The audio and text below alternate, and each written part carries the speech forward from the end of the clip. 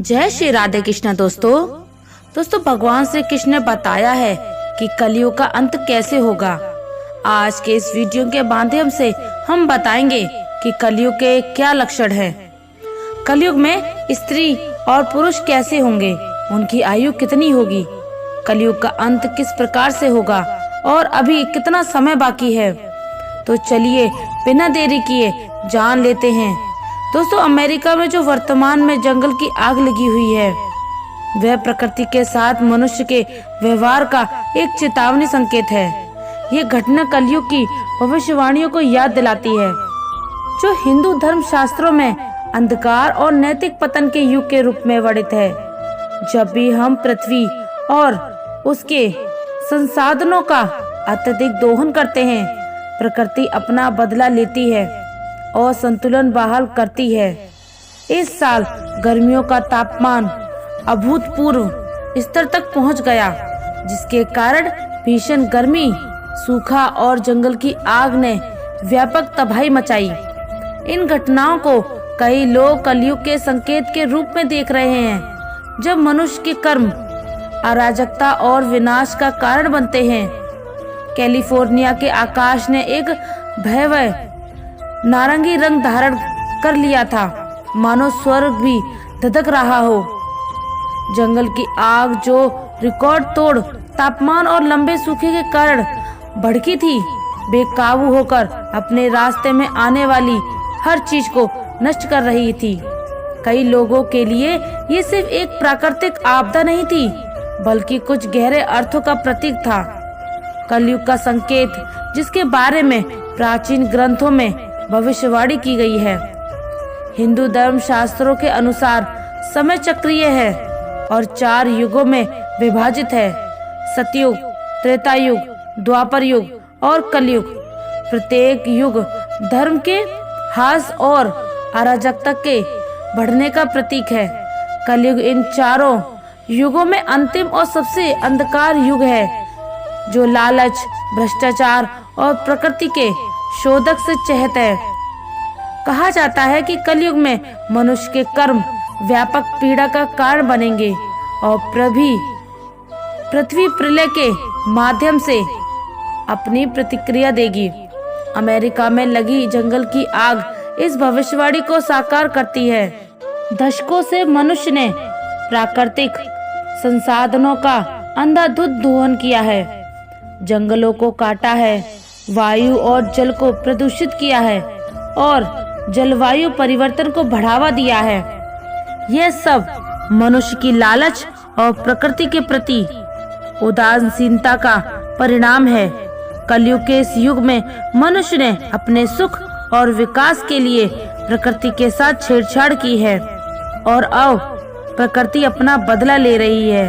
प्रकृति का प्रतिशोध किसी भी रूप में हो सकता है, चाहे वह जंगल की आग हो, बाढ़ हो या भूकंप। इस साल गर्मियों में तापमान ने जो रिकॉर्ड तोड़, वह मनुष्य के कर्मों का ही परिणाम था। ग्लोबल वार्मिंग जो कार्बन उत्सर्जन और जीवाश्म ईंधन के अत्यधिक उपयोग के कारण हुई थी, पृथ्वी के तापमान को बढ़ा दिया है। इसके परिणाम स्वरूप गर्मी की लहरें अधिक तीव्र और लंबी हो गई हैं, जिससे जंगलों में आग लगने का खतरा बढ़ गया है। अमेरिका में लगी आग ने न केवल जंगलों को नष्ट किया, बल्कि हजारों लोगों को बेघर कर दिया। घर, व्यवसाय और पूरे समुदाय राख में बदल गए। ये त्रस्ती सिर्फ एक देश का तक सीमित नहीं है, यह पूरी दुनिया के लिए एक चेतावनी है। अगर हमने अपने कर्मों में बदलाव नहीं किया, तो यह सिर्फ शुरुआत है। कलयुग के संकेत केवल प्राकृतिक आपदाओं तक ही सीमित नहीं है। यह युग नैतिक पतन, सामाजिक अराजकता और आध्यात्मिक अंधकार से भी चिन्हित है। दोस्तों महाभारत के युद्ध की समाप्ति के पश्चाताप, जब धर्मराज युधिष्ठिर हस्तिनापुर के सिंहासन पर आसीन हुए, तो उनके मन में सृष्टि के भविष्य को लेकर अनेक चिंताएं उठने लगी। द्वापर युग अब समाप्त होने की कगार पर था और कलयुग के आगमन के संकेत मिलने लगे। युधिष्ठिर ये सोचकर व्याकुल हो उठे कि कलयुग में मानव जीवन का क्या होगा और धर्म की क्या स्थिति रहेगी। अपने मन की इस चिंता का समाधान पाने के लिए उन्होंने अपने चारों भाइयों भीम, अर्जुन, नकुल और सहदेव के साथ भगवान श्री कृष्ण के पास जाने का निश्चय किया। युधिष्ठिर ने अपने भाइयों को बुलाया। अर्जुन ने चिंतित स्वर में पूछा, हे बड़े भ्राता, आप इतने चिंतित क्यों दिखाई दे रहे हैं? क्या किसी ने हमारे राज्य पर आक्रमण करने का दुस्साहसन किया है? यदि ऐसा है तो आप बस आज्ञा दीजिए, मैं अभी जाकर उन सभी का नाश कर दूंगा। युधिष्ठिर ने एक गहरी सांस लेते हुए कहा, हे प्रिय अर्जुन, मैं तुम्हारे पराक्रम से भली भांति परिचित हूँ। इस पृथ्वी पर कोई भी राजा इतना साहस नहीं कर सकता कि हस्तिनापुर पर आक्रमण करने का विचार भी करे। लेकिन मेरा चिंतन की बाहरी शत्रु के बारे में नहीं है। भीम, जो हमेशा से ही अपने भाई की हर चिंता को साझा करते थे, बोले, तो फिर क्या बात है बड़े भैया? आपकी चिंता देखकर हमारे मन में भी अनिश्चितता और भय उत्पन्न हो रहा है। कृपया हमें शीघ्र ही बताइए कि कौन सा संकट हमारे सामने है। युधिष्ठिर ने गंभीर स्वर में उत्तर दिया, हे भीम, तुम सत्य कह रहे हो। एक भयंकर संकट सचमुच आने वाला है। मैं कलयुग के आगमन के विषय में सोचकर चिंतित हूँ। मुझे ये भय सता रहा है कि आने वाले समय में मानव समाज किस दिशा में जाएगा, धर्म का क्या होगा और सत्य का क्या। इसलिए मैंने निश्चित किया है कि अब हमें द्वारकाधीश श्री कृष्ण जी के पास जाना चाहिए। केवल वही हमें इस चिंता से मुक्त कर सकते हैं। सभी पांडवों ने युधिष्ठिर की बातों से सहमति प्रकट की। अर्जुन ने कहा, आप सत्य कह रहे हैं भैया, श्री कृष्ण ही हैं इस समय सबसे अधिक ज्ञानी और भविष्य के जाता। हमें शीघ्र ही उनके पास चलना चाहिए। भीम ने भी उत्सुकता से कहा, हे धर्मराज, मैं आपके साथ हूँ। हम सब द्वारका चलकर श्री कृष्ण से परामर्श करेंगे। इस प्रकार से विचार करके सभी पांडव द्वारका की ओर प्रस्थान करने लगे। पवित्र नगरी द्वारका में पहुँचे, जहाँ श्री कृष्ण ने उनका स्वागत किया। श्री कृष्ण के पास पहुँचते ही युधिष्ठिर ने उनके चरणों को प्रणाम किया और कहा, हे केशव, आपको बारंबार नमस्कार है। श्री कृष्ण ने मुस्कुराते हुए कहा, हे महाराज युधिष्ठिर, द्वारका नगरी में आपका स्वागत है। कहिए, मैं आपकी किस प्रकार से सहायता कर सकता हूँ? युधिष्ठिर ने विनम्रता पूर्वक कहा, हे माधव, आप तो सब कुछ जानते हैं। द्वापर युग अब समाप्त होने वाला है और कलयुग के संकेत स्पष्ट रूप से दिखने लगे हैं। मैं ये जानना चाहता हूँ कि कलयुग में मानव का स्वभाव और आचरण कैसा होगा, वह किस प्रकार के कर्म करेगा और मोक्ष प्राप्ति के लिए उसे कौन से प्रयास करने होंगे। श्री कृष्ण ने गहरी मुस्कान के साथ उत्तर दिया, हे धर्मराज, आपकी जिज्ञासा उचित है। कलयुग के प्रभावों को समझना अत्यंत महत्वपूर्ण है, लेकिन इसका उत्तर मैं आपको सीधे नहीं दे सकता। इसके लिए आपको और आपके भाइयों को कुछ विशेष अनुभव प्राप्त करने होंगे। युधिष्ठिर ने उत्सुकता पूर्वक पूछा, हे केशव, आप जिस प्रकार की परीक्षा की बात कर रहे हैं, उसके लिए हम क्या करें? हमें क्या अनुभव करना होगा? श्री कृष्ण ने कहा, हे महाराज, आपको और आपके चारों भाइयों को अलग अलग दिशाओं में स्थित घने और भयानक वनों में जाकर कुछ विचित्र और अद्भुत चीजें देखनी होंगी। जब आप वहां कुछ असामान्य घटनाओं का अनुभव करेंगे तो उन्हें वापस आकर मुझसे साझा करें। तभी मैं आपको कलयुग के प्रभावों के बारे में विस्तार से बता पाऊंगा। युधिष्ठिर ने कहा, जैसी आपकी आज्ञा केशव। आप जिस स्थान की ओर इशारा करेंगे, हम वहां जाने के लिए तैयार हैं। भगवान श्री कृष्ण ने कहा, हे महाराज, आप और आपके चारों भाई अब अलग अलग दिशाओं में जाओ। सभी दिशाओं में भयंकर वन स्थित है। आप उन जंगलों में जाकर देखो, अगर आपको कोई विचित्र चीज दिखाई दे रही है तो आप वापस आकर बता देना। मैं उससे आपको आने वाले कलयुग का रहस्य बताऊंगा। फिर युधिष्ठिर और उनके भाइयों ने भगवान श्री कृष्ण की आज्ञा का पालन करते हुए वन की ओर चलने का निर्णय लिया। पांडव अपने रथों से उतरे और पैदल ही वन की ओर चल पड़े। वन की यात्रा कठिन थी, लेकिन वे अपने मन में जिज्ञासा और ईश्वर की आज्ञा का पालन करने के उद्देश्य से चल रहे थे।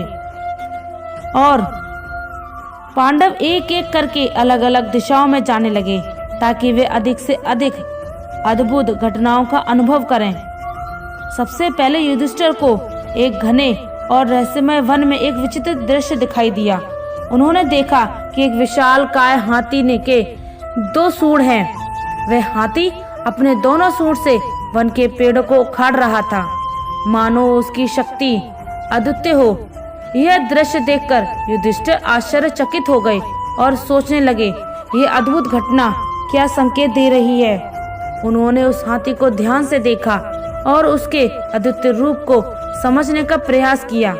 इसके बाद अर्जुन ने भी एक अद्भुत घटना का साक्षात्कार किया। अर्जुन एक सुंदर और शांत वन में पहुंचे जहां पक्षियों की चहचहाट सुनाई दे रही थी। वहां उन्होंने देखा कि एक विशाल पक्षी के पंखों पर वेदों की रचनाएं लिखी हुई थी। वह पक्षी अत्यधिक विशाल और गौरवशाली था, लेकिन वह मुर्दे का मांस खा रहा था। अर्जुन ये दृश्य देखकर सोचने लगे, ये कैसा अद्भुत और विरोधाभासी अदृश्य है। एक यह पक्षी वेदों का ज्ञान धारण करता है और दूसरी ओर वह मृत जीवों का मांस खा रहा है। अर्जुन ने इस दृश्य को ध्यान से देखा और ये समझने का प्रयास किया। फिर भीम, जो बड़े बलवान और हष्टपुष्ट थे, उन्होंने भी एक अनोखी घटना देखी। भीम एक हरे भरे चारागाह में पहुंचे। वहां गायों का एक झुंड चल रहा था। वहां उन्होंने देखा कि एक गाय के बछड़े को जन्म दिया और वह गाय अपने बछड़े को इतनी जोर से चाट रही थी कि वह बछड़ा लहूलुहान हो गया। भीम ने यह दृश्य देखा और सोचने लगे, ये कैसी विचित्र ममता है जो बच्चे को घायल कर रही है। इसके बाद सहदेव ने एक विचित्र दृश्य देखा। सहदेव एक सुंदर और शांत जलाशय के पास पहुंचे जहां 7 कुएं थे। उन 7 कुएं में से 6 कुएं में पानी भरा हुआ था, लेकिन बीच वाला कुआं जो सबसे गहरा था उसमें जरा सा भी पानी नहीं था। यह दृश्य देखकर सहदेव गहरे विचार में पड़ गए और सोचने लगे, ये अद्भुत दृश्य क्या संकेत दे रहा है। उन्होंने इस दृश्य को ध्यान से देखा और ये समझने का प्रयास किया। और फिर अंत में नकुल ने भी एक अद्भुत दृश्य देखा। नकुल एक पर्वतीय क्षेत्र में पहुंचे जहां चारों ओर ऊंचे ऊंचे पर्वत थे। वे उन पर हरे भरे वृक्ष लगे हुए थे। उन्होंने देखा कि एक पहाड़ की चोटी से एक विशालकाय शीला लुढ़क कर नीचे आ रही है। वह शीला अपने रास्ते में आने वाले बड़े बड़े वृक्षों को उखाड़ कर फेंक देती है, लेकिन जब वह एक छोटे से पौधे के पास पहुंची तो उसे छूते ही वह स्थिर हो गई। नकुल इस घटना से स्तंभ रह गए और सोचने लगे, ये छोटा सा पौधा इतना शक्तिशाली कैसे हो सकता है। उन्होंने इस दृश्य को ध्यान से देखा और समझने का प्रयास किया। शाम होते ही 5 भाई वन से वापस लौटे और भगवान श्री कृष्ण के पास पहुंचे। वे सभी अपने अपने अनुभवों को साझा करने लगे और उत्सुकता से श्री कृष्ण से पूछे कि श्री कृष्ण के पास पहुंचने में वे सभी अपने अपने अनुभवों को साझा करने के लिए उत्सुक थे। सबसे पहले युधिष्ठिर ने अपनी बात कही, हे प्रभु, मैंने एक हाथी देखा जिसकी 2 सूंड थी। यह दृश्य देखकर मैं बहुत चकित हुआ।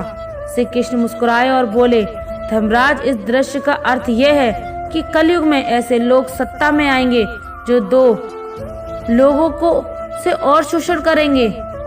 एक और प्रजा से सेवा और भक्ति की मांग करेंगे, दूसरी ओर अपने स्वार्थ के लिए उनका दोहन करेंगे।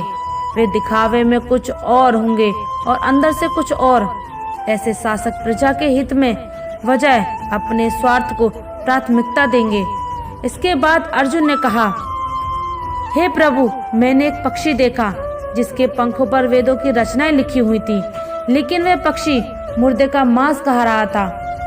यह दृश्य मेरे लिए अत्यंत विचित्र था। श्री कृष्ण ने गहरे विचार में डूबते हुए कहा, हे अर्जुन, कलयुग में ऐसे लोग होंगे जो बड़े बड़े विद्वान और पंडित कहलाएंगे। उनके पास ज्ञान तो होगा, लेकिन उसका हृदय पवित्र नहीं होगा। वे मृतकों के नाम पर धन अर्जित करने के लिए तत्पर रहेंगे। ऐसे विद्वान केवल अपने लाभ के लिए धर्म और वेदों का उपयोग करेंगे। वे केवल समय का इंतजार करेंगे जब कोई धनी व्यक्ति मरे और उनकी संपत्ति उनके नाम हो जाए। इस युग में धर्म के नाम पर भी छल और कपट होगा। फिर भीम ने अपनी बात कही, हे प्रभु, मैंने देखा कि ये गाय अपने बछड़े को इतनी जोर से चाट रही थी कि वह लहूलुहान हो गया। यह दृश्य मेरे लिए बड़ा ही विचित्र था। श्री कृष्ण ने गंभीरता से उत्तर दिया, हे भीम, कलयुग में माता पिता अपने बच्चे के प्रति इतनी ममता और मोह दिखाएंगे कि वे उनके विकास का मार्ग ही बाधित कर देंगे। अत्यधिक स्नेह और सुरक्षा के कारण बच्चे आत्मनिर्भर नहीं बन पाएंगे और वे जीवन में आगे बढ़ने के बजाय मोह माया के जाल में फंस कर रह जाएंगे। माता पिता की ममता उनके बच्चों के लिए ही बाधा बन जाएगी और बच्चे आत्मनिर्भर बनने की वजह कमजोर हो जाएंगे। अब सहदेव ने अपनी बारी ली और कहा, प्रभु, मैंने 7 कुओं का अद्भुत दृश्य देखा। 6 कुओं में पानी भरा हुआ था, लेकिन बीच वाला कुआं जो सबसे गहरा था वह पूरी तरह से सूखा था। यह दृश्य मुझे बहुत विचित्र लगा। श्री कृष्ण ने धीरे धीरे उत्तर दिया, हे सहदेव, कलयुग में ऐसे लोग होंगे जो दिखावे में बड़े धनात्मा और संपन्न होंगे। वह बड़े बड़े उत्सवों और आयोजनों में अपार धन खर्च करेंगे, लेकिन अपने पड़ोस में भूखे और प्यासे लोगों की ओर देखने की भी जरूरत नहीं समझेंगे। वे केवल अपने स्वार्थ और आनंद के लिए धन का उपयोग करेंगे और दूसरों की पीड़ा की कोई उन्हें परवाह नहीं होगी। यह युग स्वार्थ और अनदेखी का होगा, जहां धन का असली उपयोग नहीं हो पाएगा। अंत में नकुल ने अपनी बात कही, हे प्रभु, मैंने देखा कि एक विशालकाय शिला पहाड़ से लुढ़क कर नीचे आ रही थी। वे अपने रास्ते में आने वाले बड़े बड़े वृक्षों को उखाड़ कर फेंक रही थी, लेकिन एक छोटे से पौधे के पास पहुंचते ही वह शिला स्थिर हो गई। यह दृश्य मेरे लिए अत्यंत आश्चर्यजनक था। श्री कृष्ण ने गंभीर स्वर में उत्तर दिया, हे नकुल, कलयुग में मनुष्य का पतन बड़े बड़े धन और संपत्तियों के कारण नहीं रुकेगा। उसका जीवन केवल भौतिक सुख सुविधाओं से उखड़ जाएगा, लेकिन अगर मनुष्य अपने हृदय में भगवान का नाम और सच्ची भक्ति धारण कर लेता है तो वह पतन के मार्ग से बच सकता है। हरि नाम का छोटा सा पौधा भी जीवन को संभाल सकता है, जबकि बड़े बड़े वृक्ष जैसे धन और सत्ता उसे नहीं बचा पाएंगे। यही कलयुग का सच होगा। भगवान श्री कृष्ण ने इन उत्तरों को सुनकर 5 पांडव गहरे विचार में पड़ गए। उन्होंने कलयुग के भविष्य की एक झलक देख ली थी और ये समझ लिया था कि इस युग में मनुष्य का स्वभाव और आचरण कैसे बदल जाएगा। प्रिय दोस्तों, आशा करते हैं अगर आपको हमारा ये वीडियो अच्छा लगे तो कमेंट सेक्शन में जरूर बताएं, और अगर आप हमारे चैनल पर नए हैं तो चैनल को सब्सक्राइब जरूर कर लें और वीडियो को लाइक करें, ज़्यादा से ज़्यादा शेयर करें। धन्यवाद। जय श्री राधे कृष्णा।